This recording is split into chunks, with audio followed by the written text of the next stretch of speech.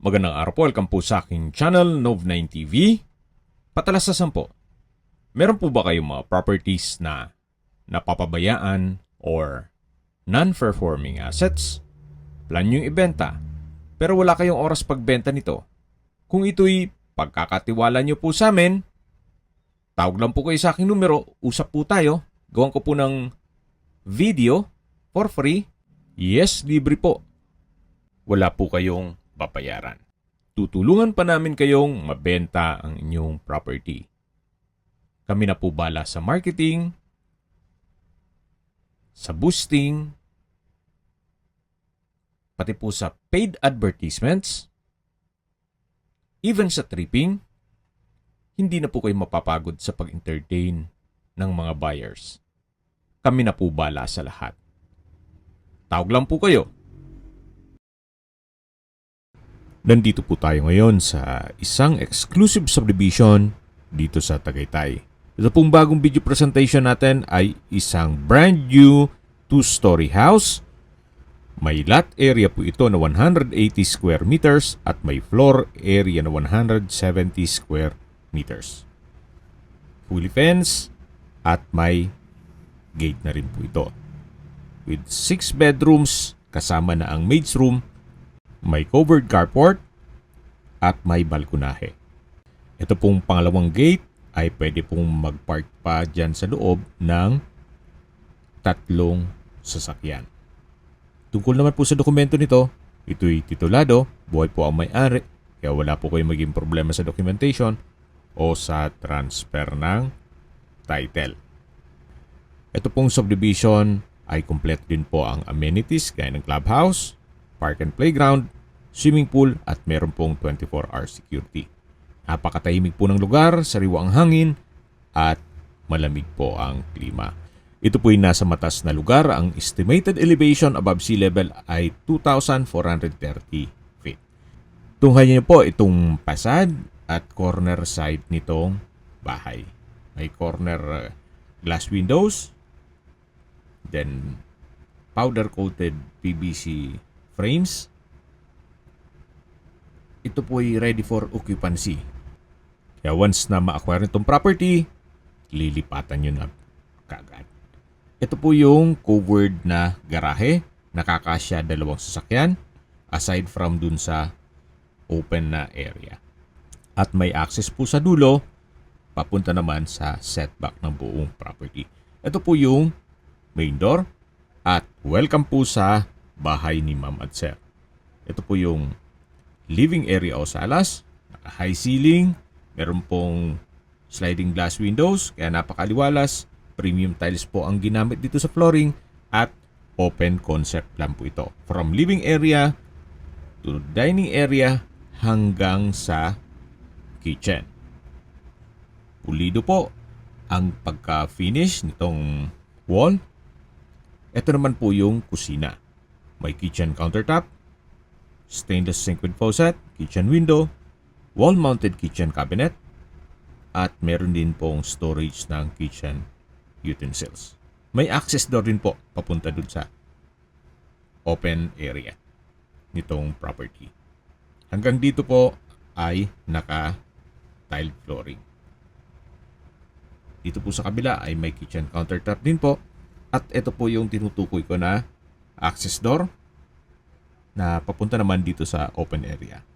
Na kung saan, kung marami po kayong sakyan, kasyang-kasya po dito ang 3 SUV. Yan po yung concrete fence.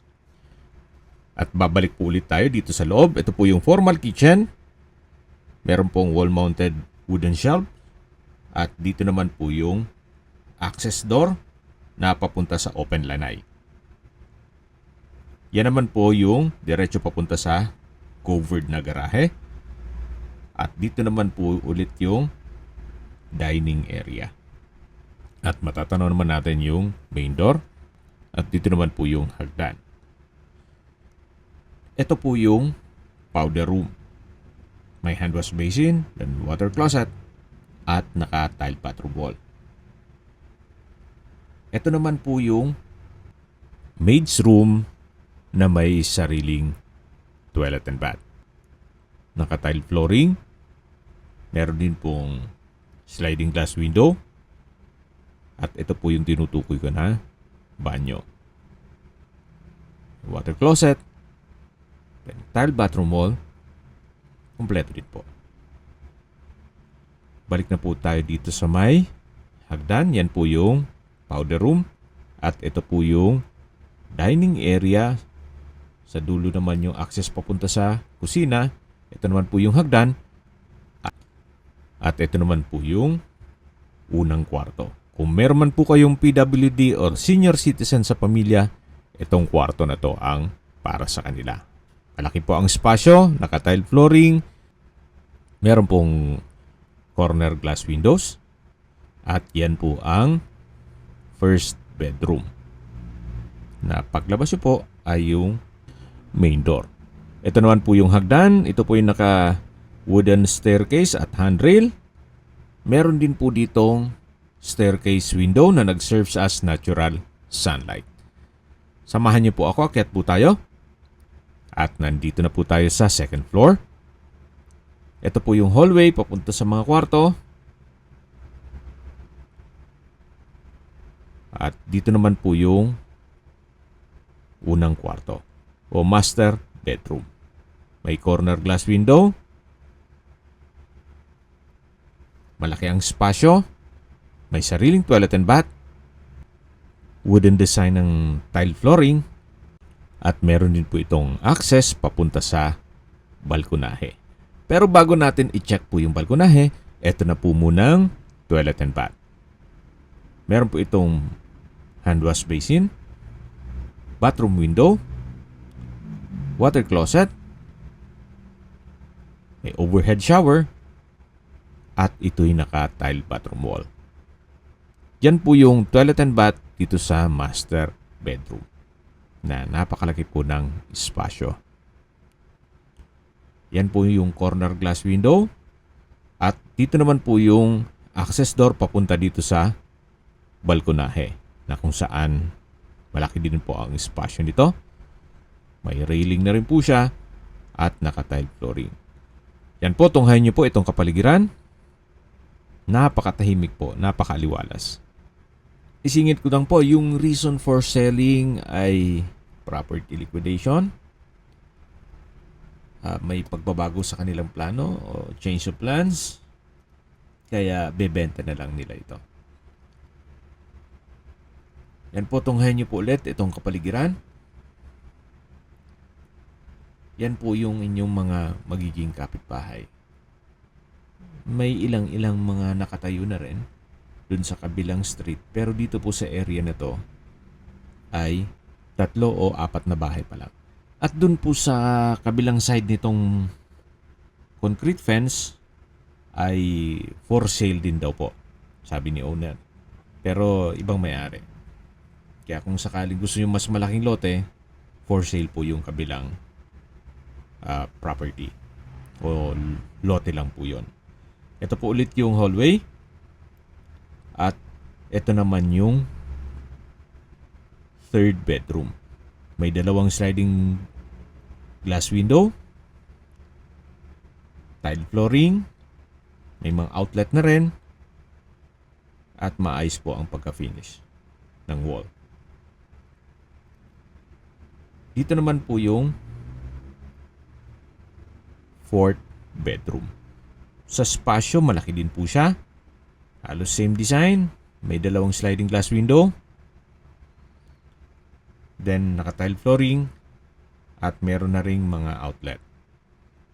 Quality po ang pagka-finish ng wall. Wala po kayong ipapagawa na dito. Ito po'y brand new. At dito naman po yung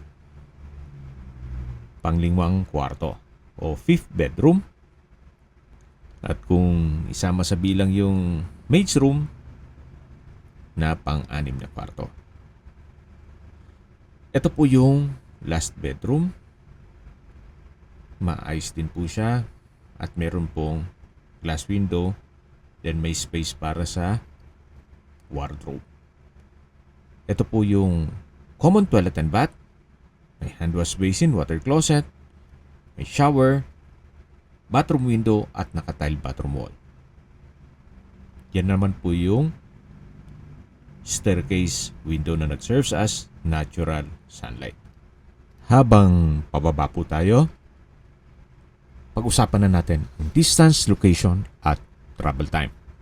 Mula po sa Mahogany Market, ang distance is 2.7 kilometers at ang travel time is 6 minutes. Mula naman po sa Tagaytay Rotonda o Fora Mall, ang distance is 5.6 kilometers at ang travel time is 10 minutes. Kompleto na po doon gaya ng public market, groceries, convenience store, remittance center, banks, schools, church at hospital. Yan po yung lagi kong binabanggit sa inyo na dapat nyo i-consider sa paghanap ng property ay yung meron pong malapit na hospital. Hindi ko naman po sinasabing sakitin kayo. Yan naman po yung for emergency purpose lang naman. At ito po pala yung service area. At dito naman po yung open space. Itong property na pwede pong garahe ng 3 sasakyan. At balik po tayo sa distance, location at travel time. Mula naman po sa Calax, Aguinaldo Highway, ang distance is 20.4 kilometers at ang travel time is 25 minutes. Mula naman po sa Manila o sa airport, ang distance is 60.2 kilometers at ang travel time is 1 hour and 20 minutes. Okay, sa presyo na po tayo. Binebenta po ito ni owner sa halagang 15.9 million pesos net. Ibig pong sabihin, si buyer na po ang sasagot sa lahat ng taxes at expenses with regard to documentation. Kung magkano lang po yung nagastos niya, maibalik lang daw, then okay na sa kanya. So 15.9 million, meron po kayong brand new 2-story house na nasa loob ng isang exclusive community na kompleto ang amenities at meron pong 24 hours security. Nasa matas na lugar, kaya flood-free area. Once na ma-acquire niyo po ito, pwede niyo na pong lipatan kaagad. Hindi niyo na po kailangan mag-antay ng mga ilang weeks para ma-turn over sa inyo. Once na ma-settle niyo payment, pwede na pong mag-move in. Kung may mga katanungan po kayo o gusto magpaset ng tripping, tawag lang po kayo sa aking numero. Sa mga kababayan naman natin nasa ibang bansa, meron po akong WhatsApp, Viber, Telegram, at Signal. Same number lang po, 0917-316-3399. Sa mga nagtatanong naman po ng aming Facebook, meron po aming Facebook page na Nov9TV at Facebook Real Video. Meron din pong TikTok at Instagram. May ibang YouTube channel po kami, the Nov9TV channel, Nov9TV Listings, Nov9TV On The Spot, Nov9TV Updates, at Nov9TV House Rental. Sana po naibigyan nyo ang video presentation. Paki-like and subscribe na lang po sa aking channel para ma-update din po kayo sa aking future listings. Kung sakali po hanap nyo yung mas malaking sukat ng lupa, meron din po kami ibang listings na pwede nyong pagpilian. Huwag po kayong mag-atubiling tumawag sa amin. Then, let us know your budget para malaman namin kung anong property pwede naming ilog sa inyo. Sa lahat pong viewers, subscriber at nagtiwala po sa amin, salamat po sa suporta.